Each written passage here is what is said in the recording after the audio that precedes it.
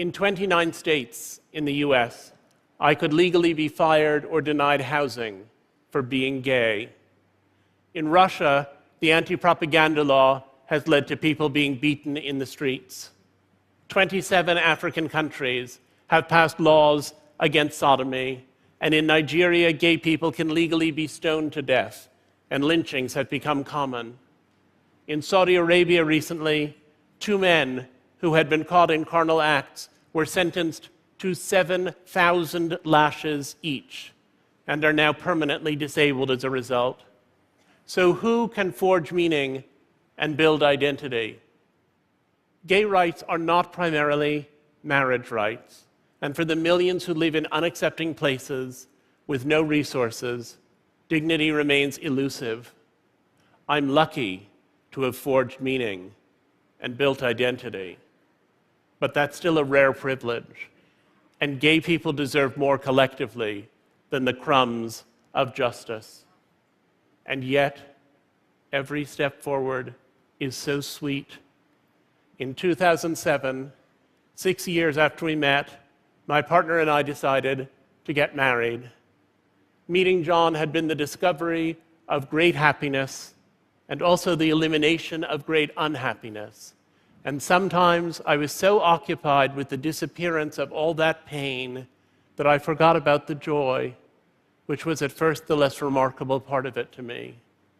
Marrying was a way to declare our love as more a presence than an absence. Marriage soon led us to children, and that meant new meanings and new identities, ours and theirs. I want my children to be happy, and I love them most achingly when they are sad. As a gay father, I can teach them to own what is wrong in their lives. But I believe that if I succeed in sheltering them from adversity, I will have failed as a parent. A Buddhist scholar I know once explained to me that Westerners mistakenly think that nirvana is what arrives when all your woe is behind you and you have only bliss to look forward to. But he said that would not be nirvana, because your bliss in the present would always be shadowed by the joy from the past. Nirvana, he said, is what you arrive at when you have only bliss to look forward to and find in what looked like sorrows the seedlings of your joy. And I sometimes wonder whether I could have found such fulfillment in marriage and children if they'd come more readily, if I'd been straight in my youth or were young now, in either of which cases this might be easier. Perhaps I could. Perhaps all the complex imagining I've done could have been applied to other topics. But if seeking meaning matters more than finding meaning, the question is not whether I'd be happier for having been bullied, but whether assigning meaning to those experiences has made me a better father. I tend to find the ecstasy hidden in ordinary joys because I did not expect those joys to be ordinary to me. I know many heterosexuals who have equally happy marriages and families, but gay marriage is so breathtakingly fresh, and gay families so exhilaratingly new, and I found meaning in that surprise. In October, it was my 50th birthday, and my family organized a party for me.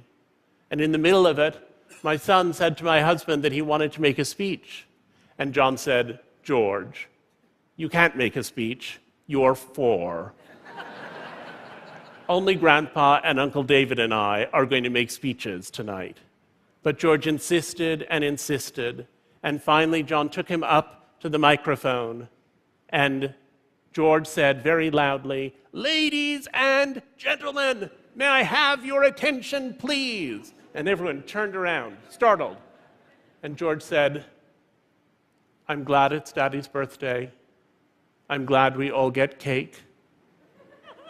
And Daddy, if you were little, I'd be your friend." And I thought, thank you, I thought that I was indebted even to Bobby Finkel, because all those earlier experiences were what had propelled me to this moment, and I was finally unconditionally grateful for a life I'd once have done anything to change. The gay activist Harvey Milk was once asked by a younger gay man what he could do to help the movement. And Harvey Milk said, "Go out and tell someone." There's always somebody who wants to confiscate our humanity, and there are always stories that restore it. If we live out loud, we can trounce the hatred and expand everyone's lives. Forge meaning, build identity. Forge meaning, build identity, and then invite the world to share your joy. Thank you. Thank you. Thank you. Thank you.